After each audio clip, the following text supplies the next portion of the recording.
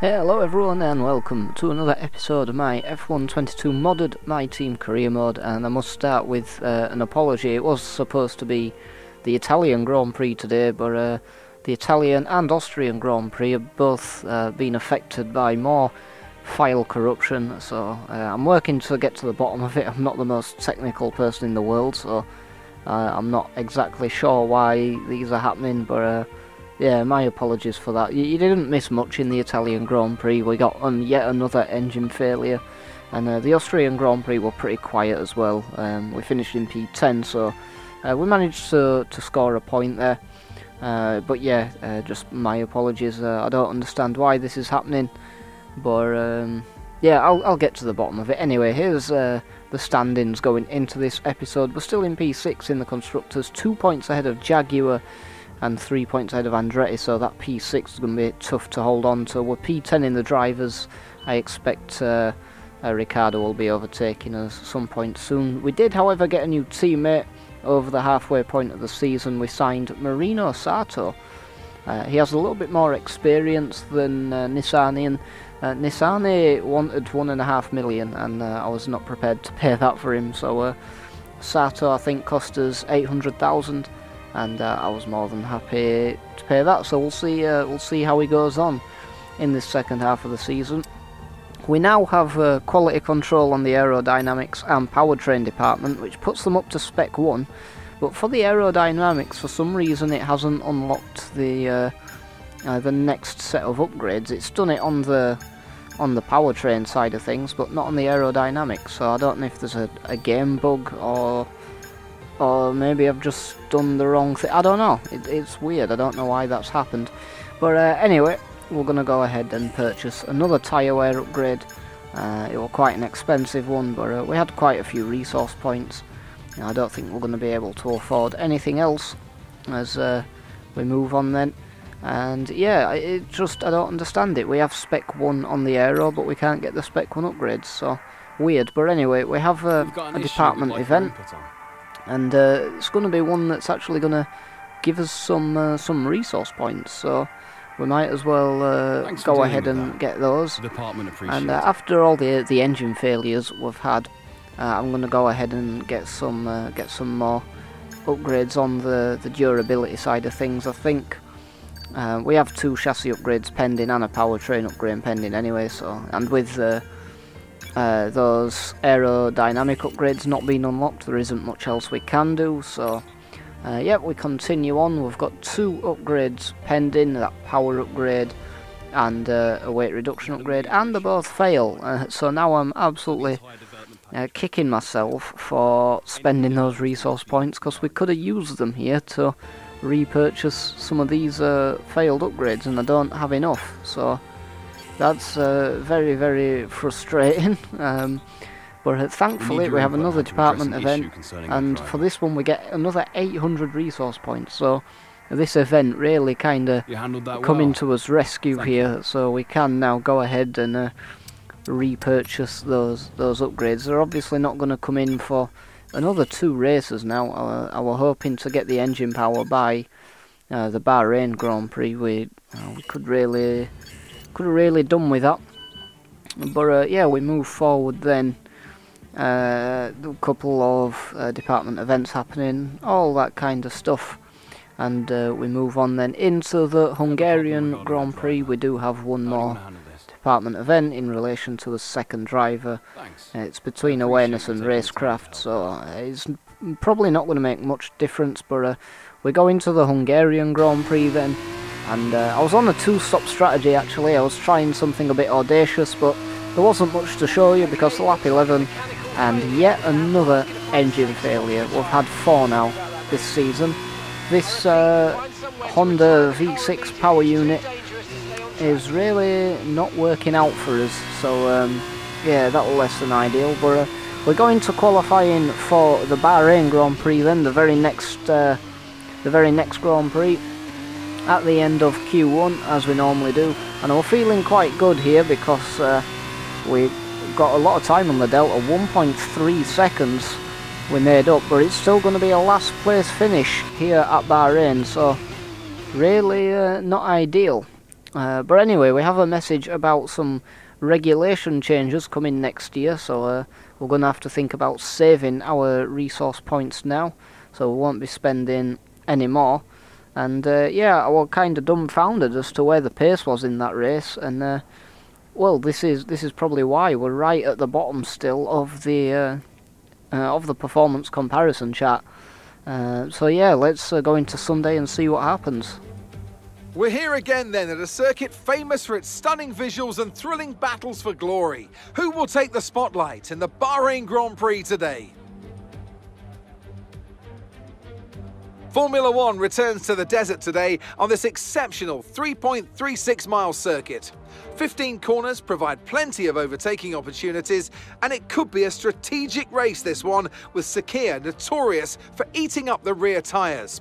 Watch out for drivers managing their rubber at some point during the Grand Prix. It's time to take a look at our starting grid for today's race. A fantastic effort from Charles Leclerc yesterday, and it's put him on pole, and it's Lewis Hamilton alongside. Looking down the rest of the grid, we have Norris, Perez, Daniel Ricciardo and Fernando Alonso. Bottas, Russell, they'll be starting further back after an earlier grid penalty. Albon and Marino Sato. Stroll, Mick Schumacher, Esteban Ocon, they've taken a grid penalty, and Vettel. Magnussen, Evans, Guan Yu Zhou, they'll be starting further back after an earlier grid penalty, and Yuki Tsunoda. Latifi, Gasly, Sainz and Max Verstappen completes the grid. And with lights out just moments away, it's time to go down to the track. So, here we go then for the Bahrain Grand Prix. We're up in P16 after a couple of penalties, but it's lights out and away we go then, see if we can get off to a decent start. Just doing the one-stop strategy, softs onto hards, and it looks like we get pipped by a couple off the line, but we absolutely send it up into T1, and you might have noticed his teammate there, he's up in P10, so it could be a potential for his teammate to score some points here. So he's on the soft tyres. I hope he's not doing a two-stop. We did have a suggested strategy for softs onto hard, so hopefully he's just doing the one-stop. But what I want to do at the minute, I don't think we're going to have the pace to get into the points in this race. I made a bit of a mess up with the setup, but look at Sato, he's overtaken Bottas and he's going for the Mercedes, so Sato really wanting to kind of show us what he can do, as we're having a bit of a scrap with Vettel here. And I really want to kind of pressure Vettel, but we have Albon trying to go around the outside of us. And yeah, that's cost us a bit of time against Vettel, but yeah, I want to put some pressure on Vettel, and we have a Renault absolutely send it round the outside of us here on lap 2. The AI pretty crazy at that corner. I was losing a lot of time there compared to the AI, and you'll see here down the straights we're actually not too bad, but in the corners there was just no grip at all. I think I took way too much downforce off to try and make up for the fact we have no engine power, but up ahead of us, that's where Bottas, I think, going out of the race. His engine goes up in smoke, he holds Vettel up, and we cruise past. Now Sato and myself are both up in the points, so this is looking good for us actually, but like I say, I don't think I'm going to have the pace to stay in the points, especially with the likes of Ocon behind us. So our job really is just to hold these guys up as much as possible and let Sato run away. So here comes Ocon then, even with his lower downforce, still in a straight line. We had nothing compared to that Renault, but we're just going to throw the car up the inside. Not really a move that we're going to stick, or at least I didn't think it was, but we managed to somehow re-overtake him.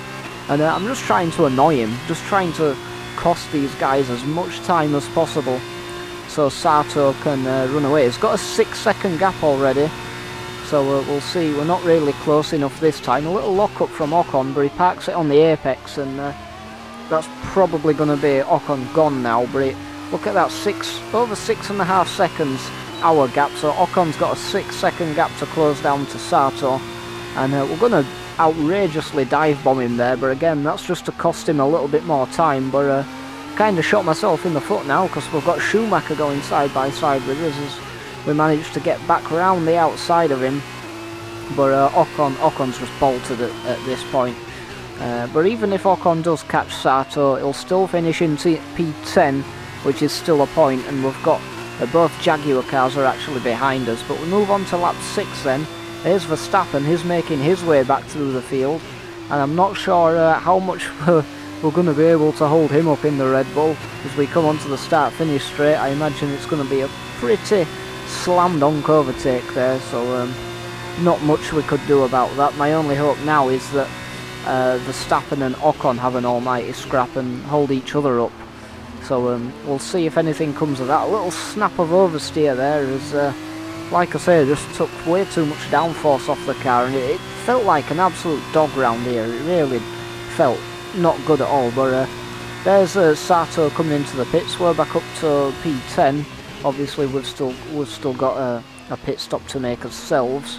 So we'll see what happens. We'll see how things play out. But we've got Gasly behind us, just over a second. But lap 12, we're going to come in for our pit stop then, and Gasly's going to go on. We had him behind us when we came in, so hopefully he won't have got the undercut, or I guess overcut he's going for. So we'll see what happens there. We're down in P15 now after our stop, and we've got Lance Stroll behind us now, and that's even the Toyota. Like, they're only a slightly bit higher than us on the performance chart, but even Toyota in a straight line were absolutely rapid. And now Sainz, I don't think we're going to be able to hold on to him. He's on the medium tyres as well, and just like that, Stroll's got ahead of us. So I'm thinking maybe we need to kind of let Sainz by, and we do it there as we go wide into that corner. And by letting Sainz through, hopefully he can hold Stroll up a little bit and let us catch back up to Stroll and at least get back in the DRS. But I am struggling in this race. Just round the corners, the car felt so kind of nervous and skittish with that lack of downforce. And even worse, here's Gasly. He's jumped us in the pits, but he comes out ahead of Sainz, and now hopefully he can put some pressure on Stroll, and them two fight, and we can make up a couple of positions back. But it's not looking good. We're in P15 now as there's Tsunoda and Zhou Guanyu coming in for a late pit stop. So I think they were on the 2 stop maybe. No, they're on hard tyres, so I'm not sure what their strategy was, but they've come in quite late anyway. So maybe they were just extending the mediums out a little bit. But we make up another couple of positions as Sainz is in the pits once again. So yeah, I think Sainz was actually on the 2 stop because you were on the medium tyres there. So we're up in P14 this is. Meanwhile, here's his teammate then, and he's in P10 still with nearly a 5-second gap to Schumacher, and this is lap 21 now. So things are looking good for Sato, and I'll be extremely impressed if he can score a point for us. Verstappen and Ocon did overtake him, but Schumacher were up there in the points, and so obviously something's happened to him, and he's now down in P13. But for us, Sainz does catch back up to us, but he's on hard tyres now, so yeah, I'm not sure what the strategy was there. As we're on lap 26, only a couple more laps to go, and for us, all we can really do is bring the car home. There's not much else we can do really in this race. We're too far back to score points. We're off the pace by quite a lot as we come on to lap 27, and we have Albon now, and Zhou Guanyu having a scrap. Albon dive bombs Zhou Guanyu, and I don't know where Albon's found his pace, but he's absolutely on one now as they're both within a second of me. As we come on to lap 28 now, and Albon's right up as Chuffy sends it up the inside. We're going to try and defend it round the outside, and we'll manage alright. Still side by side. Albon gives us a bit of a nudge there as we're still side by side through this first sector. We manage just about to muscle him out, but he gives us a little bit of a tap. We go wide at the hairpin, and that's Albon we've let through, the Williams, who is actually just a bit lower than us on the performance charts, and he's actually running away from us. So a wiggle on the exit of that left-hander as well, and that's invited Zhou Guanyu past us. So really struggling in this race. I don't know where my pace was. I honestly think trying to negate the power loss by taking too much wing off has really hurt us in this race, because the car felt awful. I just couldn't get a feel for it at all.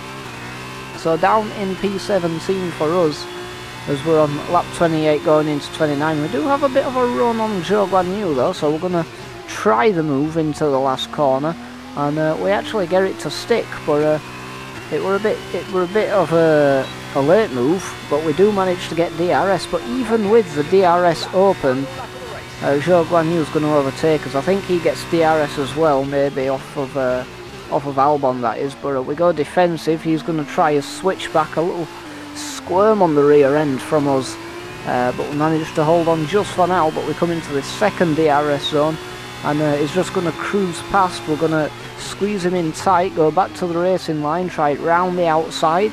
We hold on for now, but Magnussen's joined this little scrap now, and we've just got to try and keep ahead until the end of this race if we can. P16, it's nothing really to shout about. But yeah, we've got a little bit of a gap now, just over a second. But every time, it just seems everywhere, like every section of the track, these cars are, the AI is quicker than me. The quicker in the corners because of the aero, and the quicker in the straights because we have no engine power. But that's not going to stop us fighting as we try and squeeze Zhou Guanyu in tight, and then go for the switchback where he just parks it on the apex. Nothing we can really do there as we come up the hill then, and we go for a big dive bomb here, and we manage once again to pull in front of him. But it's going to be a bit of a drag race now into this last corner, as he's going to pull to us outside. Once again we try squeeze him in tight, go for the switchback, but he just parks it on that apex once again. We get a bit of a squirm on the rear, and that's like Magnussen through, and now we're down in P18, and that's going to be our finishing position for this race. Not good for us, not good at all. Three DNFs and now a P18. So yeah, it's not good. 4 DNFs, sorry, and then a P18. Less than ideal. Here come today's winners. The team at Red Bull have done a phenomenal job recently, and it's clear to see that they've put in the work, and they should be so proud of the victory they've secured here. So Checo ends up winning the race, and then he's got Hamilton and Leclerc on the podium with him. No sign of Verstappen, so I wonder what this means for the championship then. Verstappen was leading, he had a bit of a cushion, but I think with that penalty, had he started right at the back of the grid, he did manage to score some points, I think. But we'll take a look at the standings in just a sec. But one surprise of this race, one thing what I can confirm, is Sato did score a point for us as new teammate, so that's very, very promising into the future. Less than ideal for us, with starting 16th on the grid, going down 2 places. I think that's one of the only times this season we've actually gone down the grid, other than when we DNF'd. So that's not good. But we can take a look at the standings, see what the championship looks like. So Verstappen only 16 points ahead now. Then you've got Leclerc and Perez. They're only separated by a couple of points. So this championship's starting to get a bit spicy. Ricciardo does overtake us in the end. That's we're bound to happen, really. So now we just got to try and hold on to P11. But guys, thank you very much for watching the video. If you enjoyed it, please hit like, hit subscribe. My apologies once again for the couple of Grand Prix we missed. I am going to get to the bottom of these issues with the files corrupting. But yeah, until next time guys, thanks for watching, and I'll see you in the next one.